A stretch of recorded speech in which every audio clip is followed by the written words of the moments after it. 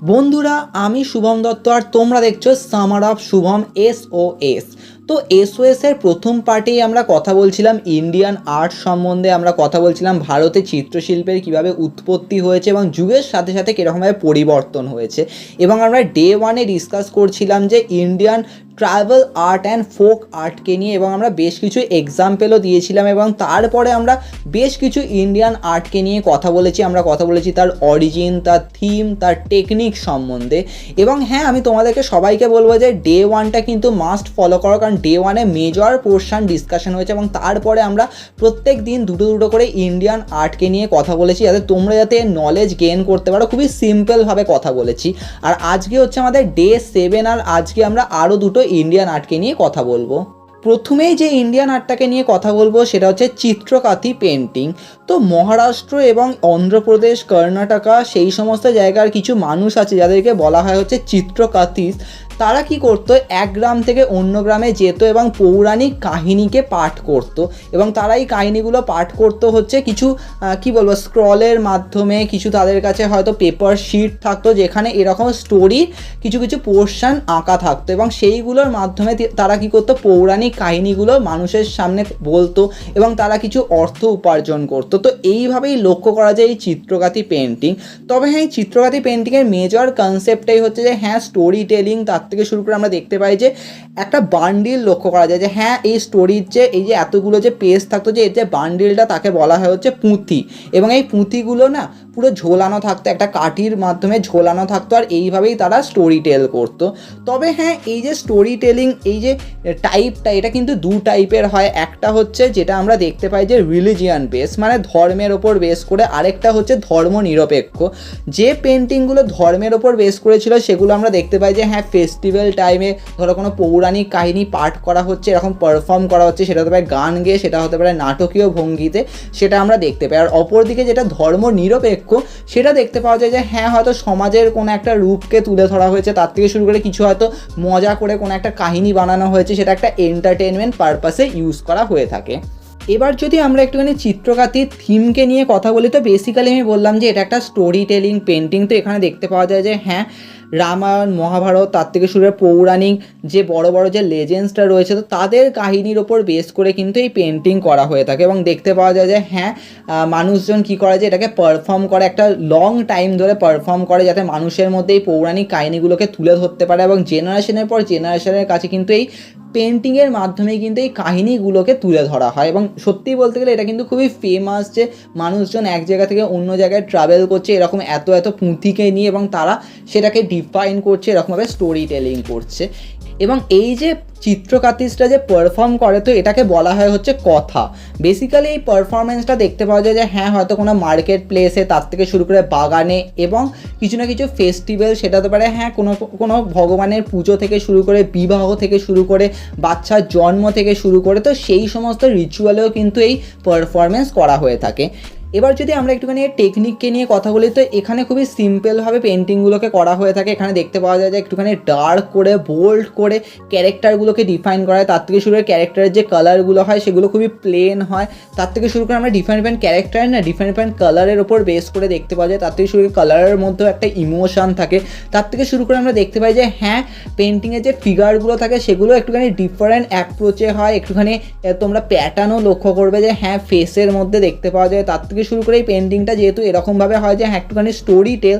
তো বেসিক্যালি এখানে technique simple হলেও মেন কাজ কিন্তু যে শিল্পী তাকেই করতে হয়, কারণ আমাদের দেখতে হবে যে এই শিল্পীরা কীরকমভাবে ন্যারেট করছে স্টোরিটাকে, সেটাই কিন্তু মেন ফোকাসে থাকে। তো তাই জন্য এটা কিন্তু মেজর কনসেপ্টটা থাকেই হচ্ছে পারফরমেন্সের ওপর বেস করে, যে হ্যাঁ, তারা কীরকমভাবে স্টোরিটাকে টেল করছে।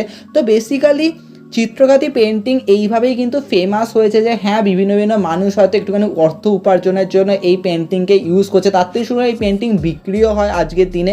তো এইভাবেই চিত্রকাতি পেন্টিং কিন্তু আমাদের কাছে পরিচিতি লাভ করেছে।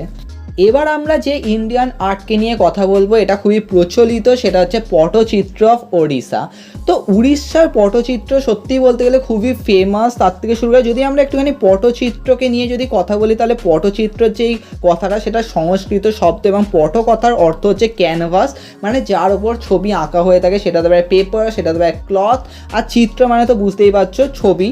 যাই হোক, তবে হ্যাঁ বেসিক্যালি এই পটচিত্র মানে উড়িষ্যার পটচিত্র যে মেন কনসেপ্টটা থাকে হচ্ছে লর্ড জগন্নাথের ওপর। বেসিক্যালি আমরা দেখতে পাই যে হ্যাঁ জগন্নাথ, বলরাম, সুভদ্রা তাদেরকে মেন কনসেপ্টে রেখে কাজ করা হয়ে থাকে। আর বেসিক্যালি আমরা দেখতে পাই যে হ্যাঁ এটা কখনো কখনো কাপড়ের ওপর করা হয়ে থাকে, তার থেকে শুরু করে দেওয়ালেও মাঝে মধ্যে করা হয়ে থাকে। আর বেসিক্যালি দেখতে পাওয়া যায় যে হ্যাঁ রথযাত্রার সময় কিন্তু এই পেন্টিং ডিফারেন্ট টেম্পলের দেওয়ালে করা হয়ে থাকে। আর বেসিক্যালি এর উপর কিন্তু মেজর ফ্যাক্টরটা কাজ করে। বেসিক্যালি যে সমস্ত শিল্পীরা এই পেন্টিং করে থাকে তাদেরকে বলা হয় হচ্ছে পটচিত্রকার।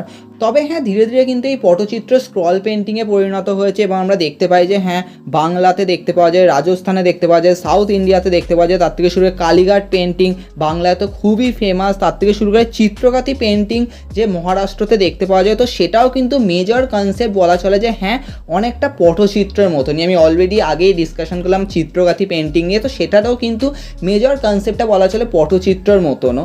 এবার যদি আমরা কথা বলি যে হ্যাঁ বেসিক্যালি পটচিত্রের থিমকে নিয়ে, তো আমি অলরেডি বললাম যে পটচিত্রের মেন থিমটাই হয় হচ্ছে জগন্নাথ দেবের ওপর। আমরা দেখতে পাই যে জগন্নাথ, বলরাম, সুভদ্রাকে এখানে ডিফাইন করা হয়। তার থেকে শুরু করে রথযাত্রার সময় দেখা যায় যে মন্দিরের দেওয়ালে অনেক সময় পটচিত্র করা হয়ে থাকে। তার থেকে শুরু করে পটচিত্র কিন্তু বেসিক্যালি যদি লক্ষ্য করা যায় তাহলে সেটা কিন্তু রিলিজিয়ান বেস, এবং দেখা যায় যে পটচিত্র যে শুধুমাত্র যে জগন্নাথের উপর বেস করেই হয় তাই নয়, ডিফারেন্ট ডিফারেন্ট জায়গায় দেখা যায় যে হ্যাঁ কৃষ্ণ লীলাকে নিয়ে দেখা যায়। তার থেকে শুরু করে আমরা বিভিন্ন বিভিন্ন ক্যারেক্টারও কিন্তু এই পটচিত্রের মধ্যে দেখতে পাই। ইভেন দেখতে পাওয়া যায় রাম রাবণের যুদ্ধ, সেটাকেও দেখতে পাওয়া যায়। তবে হ্যাঁ পটচিত্র কিন্তু ধীরে ধীরে কিন্তু দেখা যায় যে হ্যাঁ স্টোরি টেলিং বেসডও কিন্তু হয়ে গেছে। যে হ্যাঁ পটুয়ারা যারা এই পটচিত্র বানায় তো ধীরে ধীরে তারা কী করে যে হ্যাঁ একটা ন্যারেশন করে, একটা স্টোরি টেল করে, মাইথোলজিক্যাল স্টোরিগুলোকে এই পেন্টিংয়ের মাধ্যমে জেনারেশনের কাছে তুলে ধরে। বেসিক্যালি এই পেন্টিংয়ে যদি আমরা একটুখানি ফোকাস করি তো তাহলে তোমরা দেখতে পাও যে এই পেন্টিংয়ে কিন্তু একটা ফরম্যাট আছে, যে ফিগারগুলো তার যে চোখগুলো সেগুলো একটুখানি টানা টানা হয়, তার থেকে শুরু করে তাদের যে মুখের যে এক্সপ্রেশনটা সেগুলো খুবই ত্রিকোণ আকৃতি হয়, তাদের যে চোয়ালটা সেটা প্রচুর বেশি ত্রিকোণ মতো হয়। তো এরকমভাবে কিন্তু এখানে কিন্তু একটা ক্যারেক্টারের যে মানে ডিফাইনটা সেটা কিন্তু ইন্টারেস্টিং হয়, এবং হিউম্যান ফিগারগুলোকেও কিন্তু খুবই ডিফারেন্ট প্যাটার্নে কিন্তু করা হয়ে থাকে।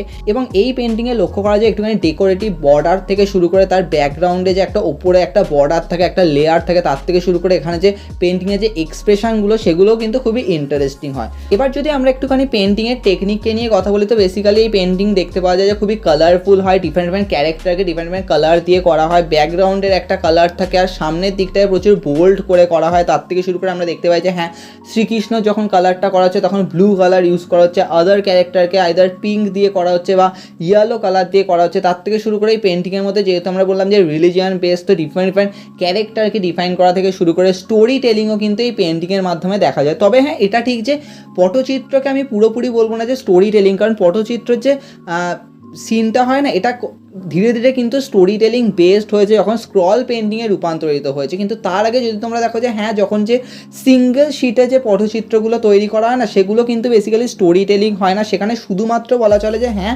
একটা যা সিনকে তুলে ধরা হয়েছে, শুধুমাত্র একটা পার্টিকুলার সিন, শুধুমাত্র এইটুকুনি থাকে। কিন্তু হ্যাঁ ধীরে ধীরে কিন্তু এটা কিন্তু স্টোরি টেলিংয়ে কিন্তু রূপান্তরিত হয়েছে, যে হ্যাঁ আমরা দেখতে পাই যে একটা পুরো 4-5টা সিন থাকে বা পুরো একটা স্টোরিকেই ডিফাইন করা হতে পারে, রামায়ণ মহাভারত বা হতে পারে কোনো একটা পার্টিকুলার পোর্শনকে এখানে তুলে ধরা হয়ে থাকে। এবং দেখা যায় যে হ্যাঁ পটচিত্র ধীরে ধীরে কিন্তু গ্রাম বাংলার মধ্যে খুবই পরিচিতি লাভ করে, মানুষজন হয়তো ডিফারেন্ট ডিফারেন্ট জায়গায় যায় সেখানে স্টোরি টেল করে। তো এইভাবে পটচিত্র আরও ফেমাস হয়ে উঠেছে, এবং উড়িষ্যার পটচিত্র বলা চলে ওখানকার যে কী বলবো মানে জগন্নাথ দেবের যে স্টোরি লাইনকে সেগুলো কিন্তু মানুষের মধ্যে ফুটিয়ে তুলেছে, এবং ধীরে ধীরে বলা চলে যে এই পটচিত্র আস্তে আস্তে বাংলার মধ্যেও কিন্তু প্রচুর পরিচিতি লাভ করেছে।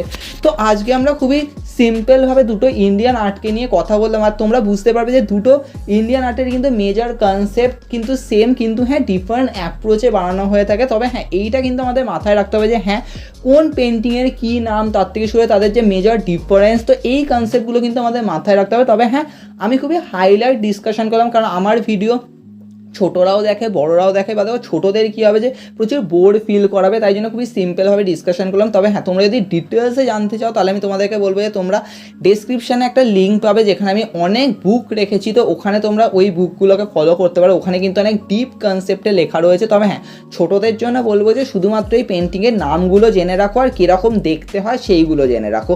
যত বড় হবে তখন একটুখানি বইগুলো পড়বে, কারণ সেটা তোমাদের ইন্টারভিউতে কিন্তু প্রচুর কাজে আসবে। তো আজকে খুবই সিম্পল ভালোভাবে ডিসকাশন করলাম দুটো ইন্ডিয়ান আর্টকে নিয়ে, আর আজকে আমরা বিদায় জানাচ্ছি। কালকে আমরা আরও দুটো ইন্ডিয়ান আর্টকে নিয়ে কথা বলবো।